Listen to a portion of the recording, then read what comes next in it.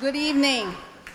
I'm Cindy Fan, UCLA's Vice Provost for International Studies and Global Engagement. On behalf of the Regents of the University of California, I welcome you all to the 2017 Commencement Ceremony of the UCLA International Institute. You can clap now.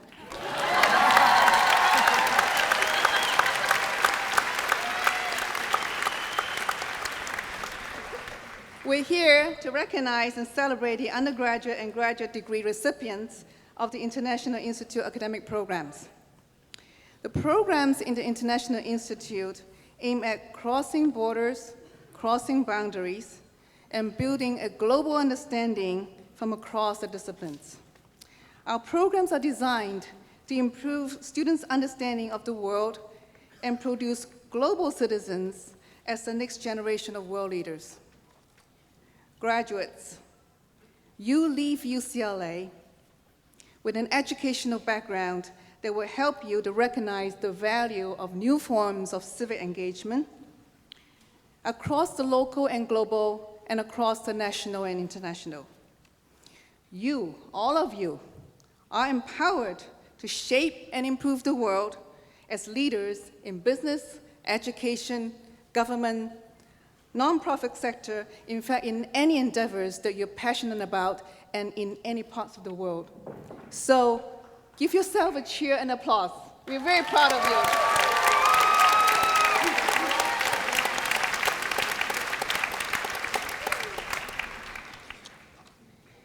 This day marks the end of a long chapter in the academic careers of these students, and we are here to congratulate all of them. Academic success is built upon the support of many people, from friends, families, and from different cultures and traditions. Many of you have traveled long distances and made important sacrifices to be here today. So on behalf of the students and my colleagues in the International Institute, I would like to thank you.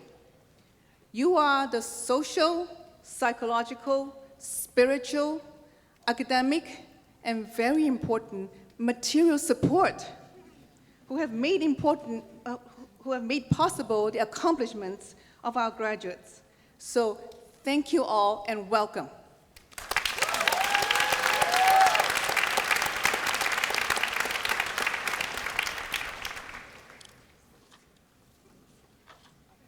The UCLA International Institute is honored to have as our keynote speaker representative of the 37th Congressional District, the Honorable Karen Bass. Congresswoman Karen Bass was born in the Venice-Fairfax area of Los Angeles. As a child, watching the civil rights movement, she became interested in social change, both within her community and abroad. She received degrees from Cal State Dominguez Hills and that university near downtown. But for being our commencement speaker today, we forgive her for having gone to USC. She started her career as a physician assistant and clinical instructor. In 1990, Representative Bass began the Community Coalition in South Los Angeles to give residents an opportunity to become involved in addressing social injustice in the area.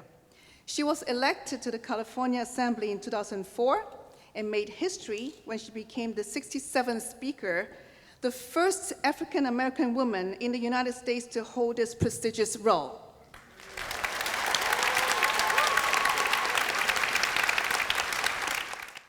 One of the focal points of Representative Bass' work is strengthening the United States' relationship with Africa. During her first term, she worked to extend the third country fabric provision of the African Growth and Opportunity Act. This act supports the stability and development of sub-Saharan African countries by protecting jobs and the apparel sector and providing better opportunities for American businesses to sell materials and services. As of late, the continent has been faced with famine and the threats of famine in 3 of its countries. And just 3 weeks ago, Congresswoman Bass returned from a congressional delegation to Uganda and South Sudan. And I heard that in August she's going to Africa again. Congressmember Bass has also traveled to Cuba numerous times and is an advisor for Mayor Eric Garcetti's initiative on Sister Cities of Los Angeles. She also serves as second vice chair for the Congressional Black Caucus, which seeks to empower African Americans and other marginalized communities in the United States. Ladies and gentlemen, I present the Honorable Karen Bass. It's really my honor to be here this evening with all of the graduates and your families. Parents, spouses, children, and other family members, thank you. Thank you for raising and supporting enlightened people, students who understand the significance of the world, students who will go out into the world and seek to change it for the better. For the parents and other family members, you might be wondering, what on earth are they going to do with a degree in global or international development studies? Or how are they going to get a job and pay back those student loans with degrees in international migration studies? Well, I want you to all be rest assured that those degrees are very valuable, and education and knowledge gained here will pay off for a lifetime. You now have so many career opportunities to take advantage of, whether it's working in the halls of Congress, serving overseas, working in think tanks, social justice, and humanitarian organizations, starting your own businesses, or running for office. The opportunities you now have to offer the world with what you learned here at UCLA is without limits. Graduates, you are stepping onto the world stage at a time of great transition and frankly great confusion as the world leaders try to understand the direction our country is now taking. And actually, those of us in Congress are also trying to figure out where we're headed. The question we're asking, both Democrats and Republicans, is if our nation will continue to be the leader of the free world. It is often said that a budget is a statement of values, direction, policy, and perspective. Well, in Washington, we are grappling with a budget that was proposed by the administration that reduces our involvement in the world by 30%. And I'm sure most of you would be surprised to hear that in Congress, Democrats and Republicans do actually work together, do actually agree with one another, and do actually accomplish some things. If you follow the news, you would have no idea that we even speak to each other, except for when tragedy strikes, like this week's shooting. But I will tell you that there really is bipartisan agreement that we should not abandon our leadership in the world.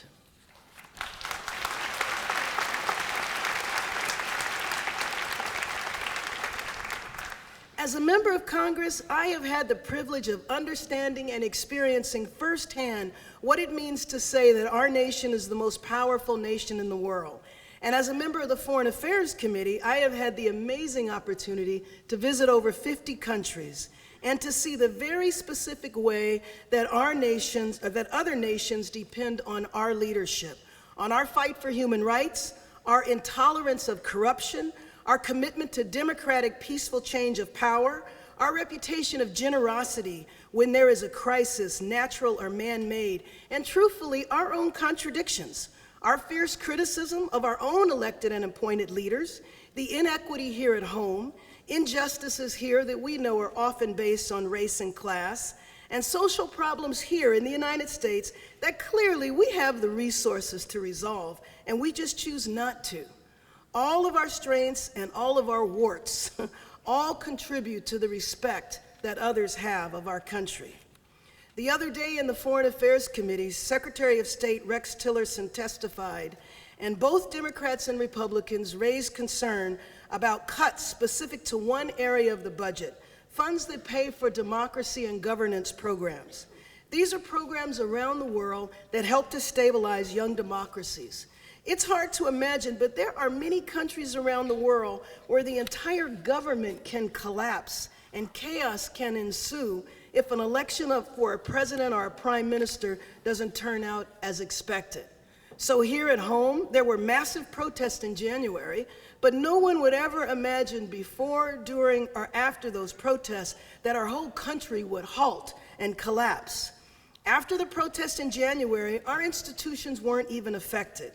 This history and experience gained from over 240 years of our nation's trials and tribulations is the reason our country is stable.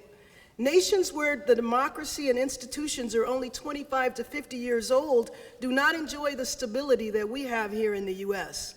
Older democracies like the U.S. have a responsibility to assist newer countries as they build institutions and attempt to stabilize. If funding for democracy and governance programs are eliminated, we will abandon our responsibility to assist others in achieving what we now take for granted. When nations collapse, then the ground is fertile for terrorist organizations to move in the vacuum. And when this happens, people leave their countries and you have a refugee crisis. It is in our interest to assist other countries develop their democracies and their democratic institutions. This is an example of how the connections between nations is permanent and it's unable to be broken. And if we try to break our connections to the world, there will be a serious price for all of us to pay. As a member of the Foreign Affairs Committee, I serve on the Africa Subcommittee. African nations look to the U.S. for leadership and for partnership like the U.S. has with other regions in the world. In fact, the motto of the African Union is trade, not aid. African nations want to be seen as partners and not as charity cases. Do the African majors know that? African studies majors know that? Unfortunately, though, the only time we see images of this great continent is on late-night TV in the form of commercials highlighting poor, underfed children as props to ask you for contributions to various charities. When there is news coverage of events in Africa, it is usually about a conflict, in spite of the fact that the majority of the 54 countries on the continent are peaceful. And it's important to realize that the governments in Africa are no more than 50 to 70 years old. In fact, the country that's experiencing a crisis right now is only 6 years old. So let's keep in mind where the U.S. was in 1782 or 1826. Turmoil, crisis, wars, corruption. You also might assume that we only give to Africa and Africa contributes nothing to our way of life. In fact, we are as dependent on Africa as Africa is on us. If we do not have access to minerals in Africa, you would not be able to operate your cell phone or your computer. If you like chocolate or drink coffee from Starbucks, it's a chance it's from Africa. 70% of the world's chocolate comes from Africa. And Africa is a major supplier of energy for our country in the form of both oil and gas. Our leadership in the world does not mean that we do not benefit. It does not mean that we get nothing in return. Graduates, just as you are preparing to leave this institution and assume your place in the world, the United Nations has sounded the alarm that the world is on the verge of the worst humanitarian crisis since the formation of the United Nations in 1945. For the first time, 4 nations and 28 million people are simultaneously on the brink of famine or starvation. This has never happened before. People are on the verge of starving in Yemen, Somalia, northern Nigeria, and South Sudan. The last time there was a threat of mass starvation was in 2011 in Somalia, and sadly, 200,000 people had to die before the world took notice. Well, I'm glad to report that 3 weeks ago, both Democrats and Republicans came together in Congress and passed $990 million of assistance to prevent famine from spreading and to reverse the damage already done.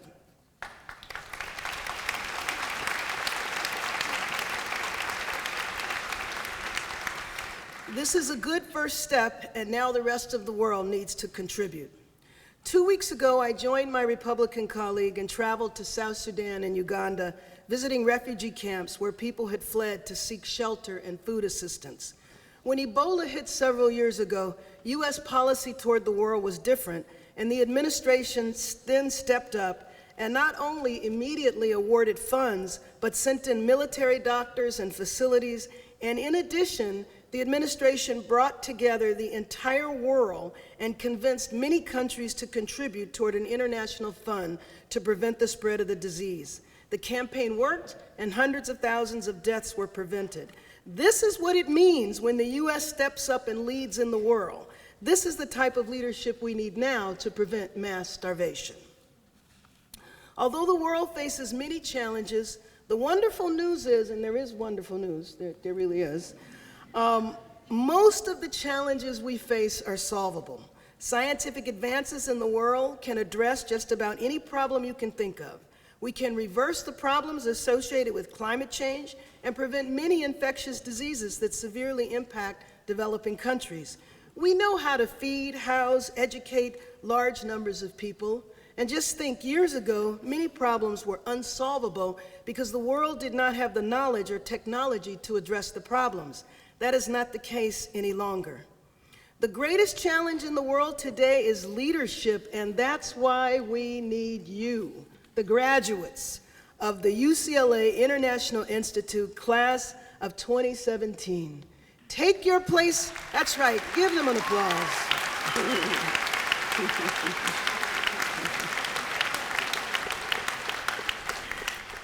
We need you to take your place in the world. All of the hard work has been for this moment. All of the extra hours, the extra classes, the extra papers, all of that effort for this very moment now before you. I want you all to take a moment and soak it in as much as you can. Now notice I said take a moment, only a moment, because selfishly I want you to quickly come and join those of us that are committed to changing the world. Congratulations.